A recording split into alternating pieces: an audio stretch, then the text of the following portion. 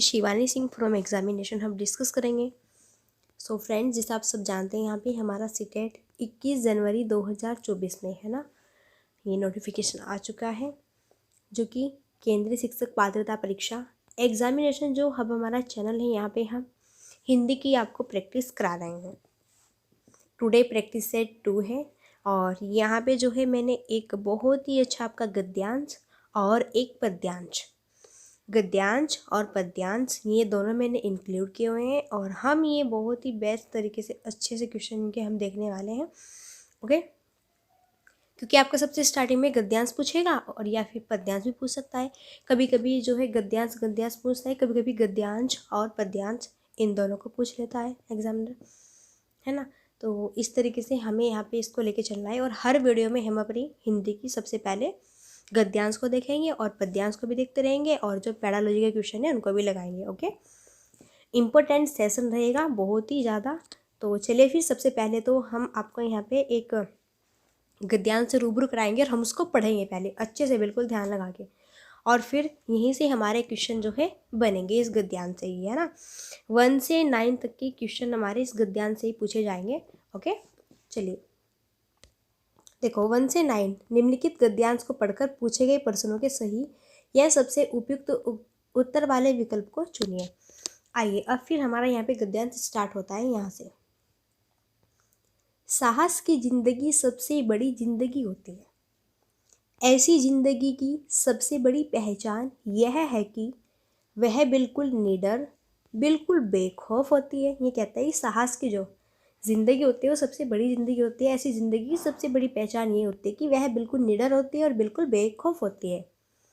साहसी जो मनुष्य होता है उनकी पहली पहचान ये होती है कि वह इस बात की चिंता नहीं करता है कि तमाशा देखने वाले लोग उसके बारे में क्या सोच रहे हैं। बिल्कुल, जो बंदा साहसी होता है ना, अब मान ले कि देखो आपने जो है अभी इससे जो पीछे वाला सीटेट हुआ था, है ना, तो जो भी यहाँ पे स्टूडेंट्स जिनके भी अंदर साहस है ना, तो मान लीजिए आप यहाँ पे असफल हुए, कोई बात नहीं, तो आपके अंदर साहस है। देखो आपको किसी ने भी कहा होगा, आपके जो यहाँ पे सोसाइटी लेवल के या फिर आपकी फैमिली के, कि तुमसे सीटेट भी नहीं निकला, इतना जो है ईजी आता है वगैरह वगैरह, कुछ भी कह देते हैं, है ना, लेकिन उनको क्या पता, है ना। तो अगर तुम इन बात की सबकी चिंता नहीं करते और अपने आप में वो रहते हो और खुद में आपका जो है साहस है, मेहनत है, तो हम दोबारा से करेंगे, कोई बात नहीं। ओके, तो वही बंदा सबसे बेस्ट होता है कि तमाशा देखने वाले लोग उसके बारे में क्या सोच रहे हैं। बिल्कुल, जनमत की उपेक्षा करके जीने वाला आदमी दुनिया की असली ताकत होता है और मनुष्यता को भी प्रकाश भी उसी आदमी से मिलता है। अड़ोस पड़ोस को देखकर चलना यह साधारण जीवन का काम है। हम कह दें कि भाई हमारे आस पड़ोस में तो बंदे ऐसे रहते हैं, हमको भी ऐसे ही चलना चाहिए, ये गलत होता है। क्रांति करने वाले लोग अपने उद्देश्य की तुलना न तो पड़ोसी के उद्देश्य से करते हैं और न ही अपनी चाल को पड़ोसी की चाल देखकर मध्यम बनाते हैं। ये कहना ही चाहते हैं कि आपने अपने आस पड़ोस में रहते हैं ना, आपने देखा कि हाँ वो ऐसे रहता है, मुझे भी ऐसे ही रहना है ना। तो इस तरीके से आप अपने अकॉर्डिंग और उनमें कंपैरिजन मत कीजिए, ठीक है, तुलना मत कीजिए, है ना। वो जैसे चल रहे हैं उनको चलने दीजिए, जैसे आपको चलना है ऐसे चलिए। साहसी मनुष्य उन सपनों में भी रस लेता है जिन सपनों का कोई व्यवहारिक अर्थ नहीं है। बिल्कुल, जिसके अंदर साहस होता है वो अपने मन की सुनता है, अपने खुद की करता है। ओके, उसे क्या करना है क्या नहीं, ठीक है, वैसे आस पड़ोस की नहीं यहाँ पे सुनता, ठीक है। तो चलिए फिर, आई होप आपको ये समझ में आ गया होगा। देखो यहाँ पे साहस की ज़िंदगी सबसे बड़ी होती है, इसके बारे में बिल्कुल बताया गया है कि कैसे जीना है कैसे नहीं, है ना। और अपनी सफलता को आपको जो है, अगर आप असफल भी हो गए कोई बात नहीं, फिर से आपको यहाँ पे तैयार रहना है। ओके, चलिए फिर यहाँ पे हम अब लगाते हैं अपने क्वेश्चन। देखो पहला क्वेश्चन हमारा गद्यांश से ही है कि किस प्रकार की ज़िंदगी सबसे बड़ी ज़िंदगी कही गई है। आपने अगर पैराग्राफ को अच्छे ध्यान से मेरे साथ साथ में पढ़ा है ना, बिल्कुल आप यहाँ पे पलक झपकते ही आंसर दे देंगे। समझौतावादी ज़िंदगी कहाँ है, बिल्कुल नहीं। सादगीपूर्ण ज़िंदगी, बिल्कुल नहीं। अवसरवादी ज़िंदगी, बिल्कुल नहीं। जी हाँ, साहस की ज़िंदगी।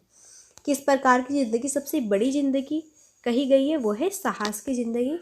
आप पैराग्राफ में देख सकते हैं, ये है साहस की ज़िंदगी सबसे बड़ी ज़िंदगी होती है। फर्स्ट क्वेश्चन का आंसर यहाँ पे हमको मिल चुका है।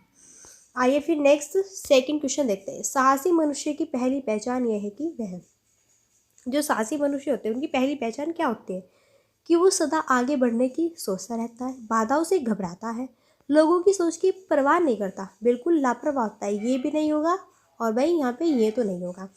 अब देखते हैं सेकंड का क्या होगा। बिल्कुल वो लोगों की सोच की परवाह नहीं करता, ये होता है साहसी मनुष्य। मैंने आपको पढ़ाया हुआ है पैराग्राफ में, ओके, आप अच्छे से देख सकते हैं। नेक्स्ट, दुनिया की असली ताकत किस प्रकार के लोग होते हैं। दुनिया की जो असली ताकत होते हैं वो किस प्रकार के लोग होते हैं। क्या जनमत की उपेक्षा करके जीने वाले? नहीं। क्या सब लोगों की सलाह मानने वाले? बिल्कुल नहीं। क्या मनुष्यता को महत्व ना देने वाले? बिल्कुल नहीं। पड़ोसी की बात सिर झुकाकर मानने वाले? बिल्कुल नहीं। तो यहाँ पे अब क्या होगा? बिल्कुल यहाँ पे हमारा ऑप्शन होगा फर्स्ट, जनमत की उपेक्षा करके जीने वाले। ओके, दुनिया की असली ताकत किस प्रकार के लोग होते हैं, जो कि जनमत की उपेक्षा करके जीने वाले लोग होते हैं। ओके, चलिए फिर आगे बढ़ते हैं और नेक्स्ट देखते हैं क्वेश्चन। ये सारे आपके इस पैराग्राफ से ही है। साहसी मनुष्य किस प्रकार के सपनों में भी रस लेता है, बताइए। देखो लास्ट वाली भी लाइन पढ़ी थी ना, साहसी मनुष्य किस प्रकार के सपनों में भी रस लेता है। जिन सपनों में वास्तविकता होती है, जो अपने रसपूर्ण होते हैं, जिन सपनों का कोई व्यवहारिक अर्थ नहीं होता, जो सपने साकार होते हैं। तो साहसी जो मनुष्य होते हैं, जिन सपनों का कोई व्यवहारिक अर्थ भी नहीं होता है ना, इन सपनों में भी वो रस लेते हैं, है ना। और आपने पैराग्राफ में देखा भी होगा, यहाँ पे देखो, यहाँ पे लास्ट में देखो, साहसी मनुष्य उन सपनों में भी रस लेता है जिन सपनों का कोई व्यवहारिक अर्थ नहीं होता। क्वेश्चन हमारा जो है यहाँ पे 4 का ये आंसर बन चुका है। ओके, चलिए नेक्स्ट, अड़ोस पड़ोस को देखकर चलना यह काम का है। क्रांति करने वाले लोगों का, साधारण जीव का, साहसी लोगों का, या फिर हिंसक लोगों का। अड़ोस पड़ोस को जो देखकर चलते हैं, ये काम किन लोगों का होता है? ये काम होता है साधारण जीव का। ओके, यहाँ पे ऑप्शन ये थोड़ा ऐसे डिस्टेंस, कोई बात नहीं, बी ऑप्शन लगा लेंगे, बी होगा, है ना। अड़ोस पड़ोस को देखकर चलना ये काम होता है किसका? जो साधारण जीव होता है ना, वो चलते हैं अड़ोस पड़ोस को देखकर।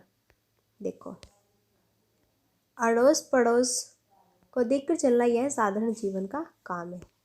क्वेश्चन 5 का ये आपका यहाँ से हो।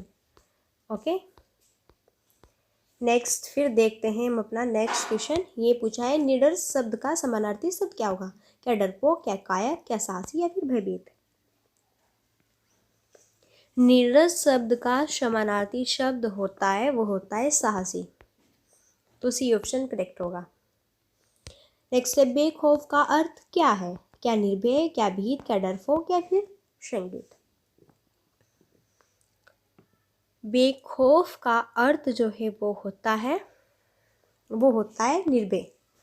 देखो, बेखौफ का अर्थ होता है निर्भय, भीत का अर्थ होता है डरा हुआ, डरपोक का अर्थ होता है कायर, शंकित का अर्थ होता है शंकायुक्त। तो बेखौफ का पूछा है, उसका होगा निर्भय। ताकत का विलोमार्थी क्या होगा? विलोम यानी कि ताकत का यहाँ पे क्या हो जाएगा? निर्बलता, अधिकार, शक्ति, क्षमता। तो ताकतवर, इसका उल्टा क्या होगा? निर्बलता होगा, है ना। अब अधिकार का विलोम क्या होगा? अनाधिकार। शक्ति का क्या होगा? क्षीणता। क्षमता का क्या होगा? अक्षमता। इस तरीके से आपको ये देखने हैं। फिर ये है यहाँ पे शुद्ध रूप आपको बताना है। क्या मध्यम बनेगा, क्या मध्यम बनेगा, क्या मध्यम बनेगा, क्या मध्यम बनेगा? तो यहाँ पे आपका जो करेक्ट आंसर बनेगा ये ऐसे, मध्यम ऐसे बनेगा, ये ऐसे यहाँ पे। ओके, बी ऑप्शन हमारा करेक्ट होगा। तो शुद्ध रूप छांटना था यहाँ पे आपको मध्यम का।